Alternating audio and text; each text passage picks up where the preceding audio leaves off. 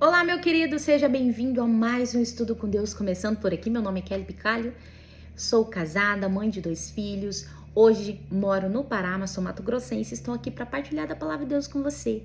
Nós estamos lendo Mateus, tem sido maravilhoso partilhar da Palavra de Deus com você, sem teologia, porque eu não sou teóloga, eu não conheço sobre o grego, o hebraico, enfim. Nós estamos aqui somente para partilhar da Palavra de Deus com você de forma simples e clara.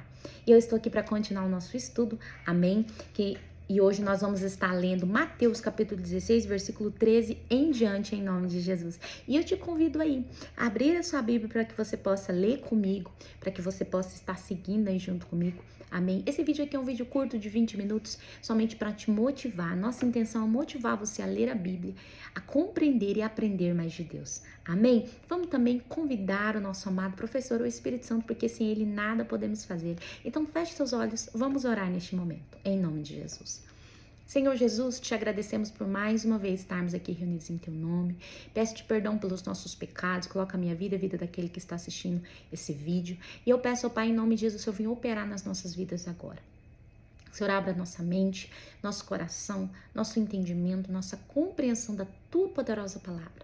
Que ela venha de encontro, Pai, aos nossos corações, que ela venha nos transformar e libertar, que ela venha mover nas nossas vidas. Que a Sua palavra seja revelada a nós de forma sobrenatural, Senhor, de forma espiritual. Amigo e amado Espírito Santo, professor. Nos ajuda a ler a Tua palavra e ver ela além das letras, a compreendê-la de forma espiritual. Que a Sua palavra seja gravada na tábua do nosso coração e da nossa mente e que ela dê frutos na nossa vida. Em nome de Jesus, amém e amém. Glória a Deus. Bora para a nossa leitura de hoje. Meu querido, minha Bíblia está rasgada, olha a situação. Essa minha Bíblia aqui é a minha primeira Bíblia, que já tem uns quase 4 anos. Eu já escrevi nela todinha e eu não troco, porque eu amo ter ela com os rabiscos. Sabe, eu fico pensando, eu vou ter que rabiscar tudo de novo. Eu prefiro ter os rabiscos aqui, deixa ela mais bonita. Aí eu fico com ela nessa situação aqui, ó. Então hoje eu vou estar lendo aqui nessa parte que está rasgada aqui no meu tablet, tá bom? A mesma versão aqui, King James, amém? Então eu te convido a ir ler comigo Mateus capítulo 16, versículo 13 em diante, que diz assim. Aqui assim, desse jeito fica melhor. Amém, vamos lá. Vindo Jesus às regiões de Cesareia de Filipe, perguntou aos discípulos dizendo: quem dizem os homens que eu, o Filho do Homem, sou? Eu, Filho do Homem, sou? Meus queridos, essa cidade de Cesareia,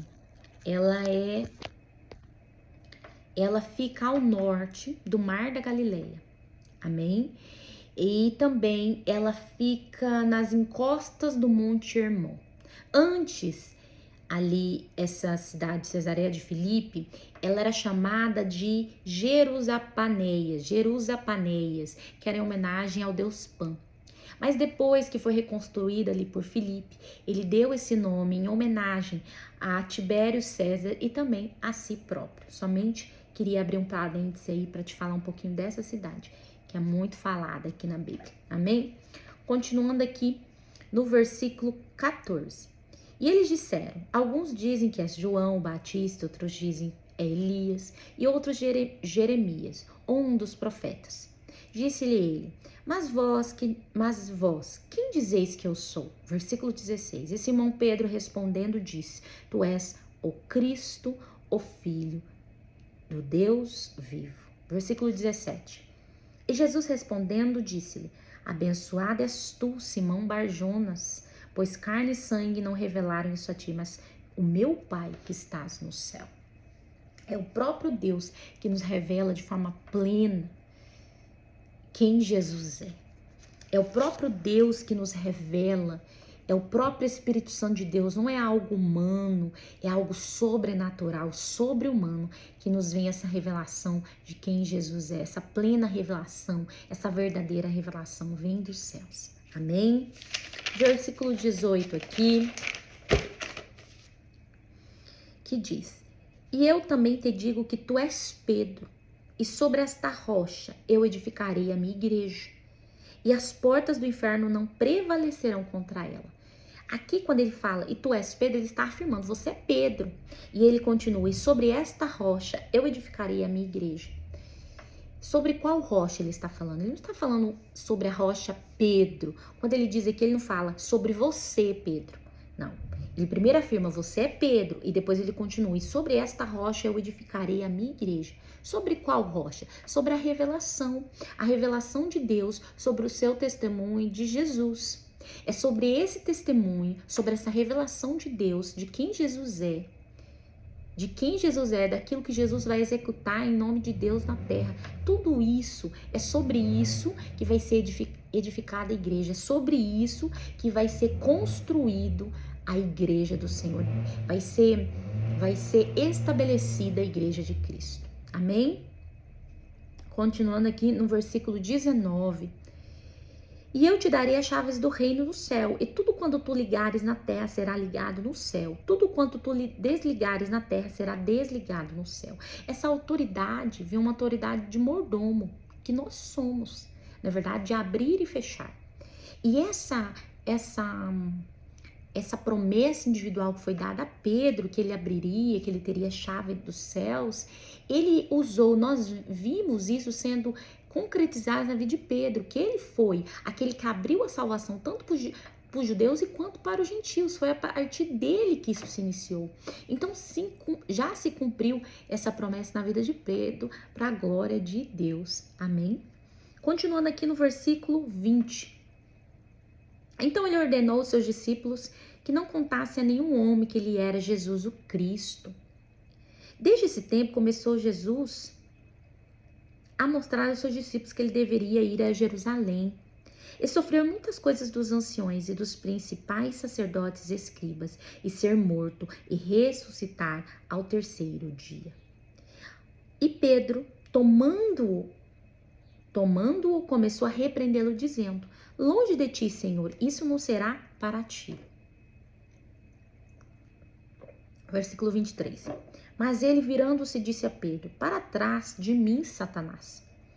Tu és uma ofensa a mim, porque não tens gosto das coisas que são de Deus, mas das coisas que são dos homens. Aqui nós percebemos que é possível da mesma boca se falar algo divino, uma revelação divina dos céus, e também na mesma boca ser usada, a mesma boca ser usada ali por Satanás para fazer ou para falar algo aí que desagrada a Deus. Todos nós estamos sujeitos a isso. Todos nós estamos sujeitos, e Pedro também estava sujeito, de tanto ser um canal de bênção, quanto um canal de maldição, um canal ali que desagradava a Deus. E qual foi o maior desafio aí, a maior tentação de Jesus? Sua maior tentação, com certeza, foi abandonar o caminho da cruz. Foi desistir deste caminho. E para nós é a mesma coisa. A nossa maior tentação é nós não pegar a nossa cruz. É desistirmos de carregar a nossa cruz todos os dias e morrer para nós mesmos. O maior desafio nosso, uma das maiores tentações, é a gente desistir do meio do caminho, de carregar a nossa cruz e querer viver a vida conforme a nossa vontade. Muitos cristãos, eles desistem. Eles podem não desistir de ir na igreja, mas eles desistem de morrer para eles mesmos e passam a viver para eles mesmos novamente. Mas Jesus, ele nos convida todos os dias a carregar a nossa cruz e morrer para nós, para que Cristo possa viver. Porque se nós estivermos cheios de nós, meu querido, não tem como Jesus nos encher. Se nós temos a nossa própria opinião, como Jesus transbordará a opinião dele através da nossa vida? Não tem como. Então Jesus, ele só habita, ele só consegue ali, vamos se dizer, viver na nossa vida, através da nossa vida, quando a gente morrer para nós mesmos. Amém? Continuando aqui no versículo 24, perdão. Então disse Jesus aos seus discípulos: se algum homem quiser vir após mim, negue-se a si mesmo, tome a sua cruz e siga-me. Porque aquele que quiser salvar a sua vida, perdê-la-á. E quem perder a sua vida por minha causa, achá-la-á. Então o homem que está tentando salvar a sua vida, aquele que está tentando salvar a sua vida fugindo da cruz, ele vai perder a sua própria vida. É uma ilusão, meu querido. É uma ilusão. Mas aquele que está perdendo a sua vida, gastando a sua vida, perdendo a sua vida, carregando a sua cruz e morrendo todos os dias para si, esse vai achar a verdadeira vida, a verdadeira salvação em Cristo Jesus. Amém? Versículo 26. Pois que vantagem tem um homem ganhar o mundo inteiro em perder a sua própria alma? O que dará o homem em troca da sua alma?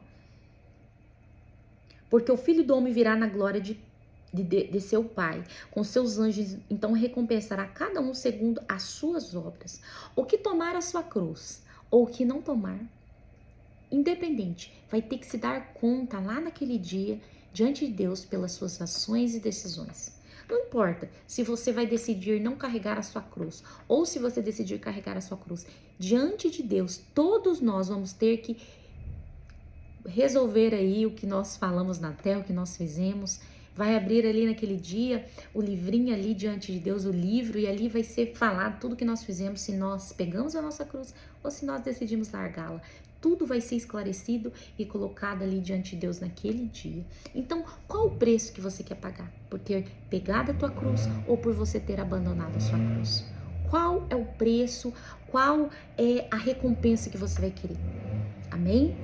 Que vocês possam fingir que vocês não estão ouvindo esse barulho aí atrás. Nós temos, como eu sempre falo aqui, eu moro numa fazenda. E aqui nós temos a marcenaria bem aqui tem uma mecânica. E é pertinho daqui, tudo dá pra ouvir. E eles estão ali mexendo num carro e tá fazendo bastante barulho. Mas foca aqui em mim, em nome de Jesus. Amém? E bora aqui pro nosso capítulo 17, em nome de Jesus. Que tem como título a Transfiguração. Versículo 1 diz assim: E 6 dias depois tomou Jesus consigo a Pedro, a Tiago e a João, seu irmão, e os conduziu à parte a um alto monte. Então Jesus ele pega os íntimos ali para revelar ali, para ter uma experiência sobrenatural com ele, porque somente aos íntimos, aqueles que tiram tempo para estar com ele, aquele que é amigo de Deus, aquele ele recebe revelações especiais, coisas profundas na presença de Deus. E foi esses aqui que Jesus escolheu, que eram íntimos de Jesus, para ter essa plena revelação. Ali Jesus foi revelado, ali a sua glória foi revelada, foi ali estabelecido a verdadeira face de Cristo, que é a sua glória, o seu poder ali. Amém? E aqui quem levou Tiago, Pedro e João ao alto monte, no ponto alto, foi o próprio Jesus. E é Jesus que nos leva neste lugar onde nós subimos até o Pai. É o próprio Jesus que nos leva. Amém? Versículo 2 diz assim: E transfigurou-se diante deles, e a sua face resplandeceu como o sol, e as suas vestes brancas como a luz. Versículo 2, novamente. Transfigurou-se diante deles, e a sua face resplandeceu como o sol, e as suas vestes estavam brancas como a luz. A palavra transfigurar, ela é grega, e em português, ela tem o significado de metamorfose, que significa mudar a forma, mudança de forma. Então ali foi mudada a forma de Jesus. Amém? Ali a transfiguração literalmente é isso. Amém? E ali foi resplandecido a divindade de Cristo que vivia ali dentro dele, mas que naquele momento foi ele resplandecido através do seu corpo, da sua natureza humana. Aquilo que já habitava nele somente saiu para fora ali e resplandeceu. Amém? Versículo 3. E eis que lhes apareceram Moisés e Elias falando com ele. E Pedro, tomando a palavra, disse a Jesus: Senhor, é bom estarmos aqui. Se queres, façamos aqui 3 tabernáculos, um para ti, um para Moisés e um para Elias. E aqui nós paramos para pensar, quem foi que revelou a Pedro que aqueles eram Elias e Moisés? Eu acredito que o mesmo Deus que revelou a Pedro que Jesus era o Filho de Deus, foi também ele que revelou a Pedro que ele era Moisés e Elias. Ali no seu espírito foi revelado. Imagina, ele perceber ali que ele estava diante dos grandes profetas do Antigo Testamento. Deve ter sido glorioso, e ainda mais diante de Jesus ali glorificado, na verdade. Continuando aqui no versículo 5.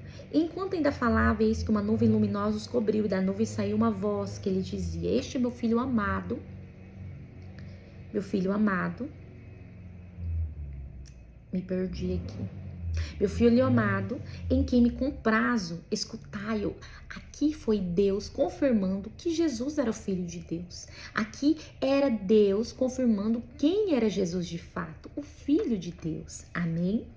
Continuando aqui no versículo 7. Não, versículo 6. E os discípulos, ouvindo isso, caíram sobre as suas faces e temeram, porque era a voz de Deus falando.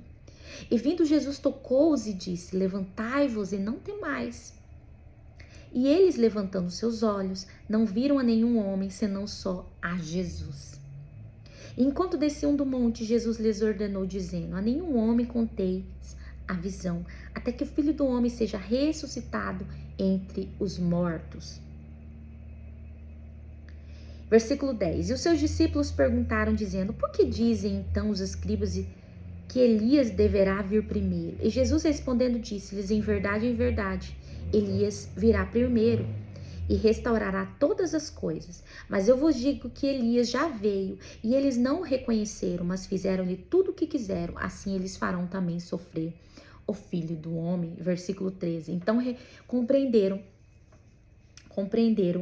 os discípulos que lhes falaram de João Batista. A religiosidade, ela nos cega e não nos faz perceber e reconhecer aquilo que vem de Deus. Ela nos torna ignorantes à vontade do Pai. Ela nos tira todo o discernimento espiritual e nos faz ficar cego para aquilo que é de Deus e aquilo que é a vontade de Deus. A religiosidade é um dos piores maus do ser humano, que mais afasta o ser humano. Não que mais, mas uma das coisas que afasta o homem de Deus e das coisas de Deus. Por quê? Porque nós não compreendemos, nós julgamos e nós refutamos tudo aquilo que nós acreditamos que não vem de Deus. E João Batista foi uma dessas coisas. O povo não compreendia quem ele era, não conseguia identificar nele que ele estava sobre ele a unção, o espírito de Elias. Ele andava como Elias, ele comia como Elias, ele se vestia como Elias, ele tinha aquela unção sobre ele de Elias. Mas o povo não o reconheceu, porque estava preso na religiosidade, estava preso dentro de uma caixa ali, achando que Deus só faz de uma maneira, crendo que é daquele jeito. Se não for daquele jeito, não é de Deus. E quantos de nós temos agido igual? Nós olhamos para algo em comum que nós não vemos na nossa igreja e nós falamos: não, isso não é de Deus, não. Meu Deus, não, isso não é de Deus. Quem somos nós? O que nós precisamos fazer é pedir a Deus discernimento espiritual para que a gente possa compreender o que é de Deus ou não, mesmo que aquilo a gente não concorde, mas que possamos nunca blasfemar contra o Espírito de Deus, que isso é blasfêmia quando a gente fala que não é de Deus. Amém? E meus irmãos, eu encerro por aqui este vídeo. Continuamos no próximo vídeo, a partir do versículo 14, aqui do capítulo 17 em diante. E nesse próximo vídeo nós encerramos aqui a nossa temporada de vídeos deste ano. O Estudo com Deus se encerra este ano também, nesse próximo vídeo agora. E o ano que vem será um tempo novo, a partir do dia 20 de janeiro. Acredito que por aí nós teremos o primeiro vídeo, será um vídeo só por semana e será agora temas aleatórios que o próprio Deus vai trazendo para nós, que o próprio Deus vai colocar nos nossos corações. Vai ser um vídeo diferente, mais dinâmico, eu acredito, e vai ser um tempo novo. Eu creio que vai ser um vinho novo que Deus está nos dando aí para um novo tempo, e que você possa permanecer aqui nos seguindo, assistindo os nossos vídeos, esperando com expectativa essa temporada nova aqui do canal. Amém? E é isso, que você possa se inscrever no nosso canal, ativar o sininho, que você possa enviar esse vídeo para 5, 10, 30 pessoas nos ajudando a divulgar, que você possa curtir e comentar os nossos vídeos para nos dar mais engajamento, nos ajudando aqui a ser mais relevante os nossos vídeos, amém?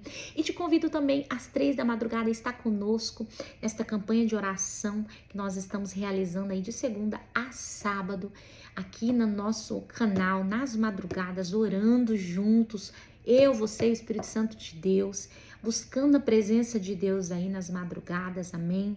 É uma live online, ao vivo. Nós cantamos um louvor, tem uma palavra curta e temos um momento de oração para te impulsionar a ter o seu momento de oração nas madrugadas. Amém? Fique com Deus.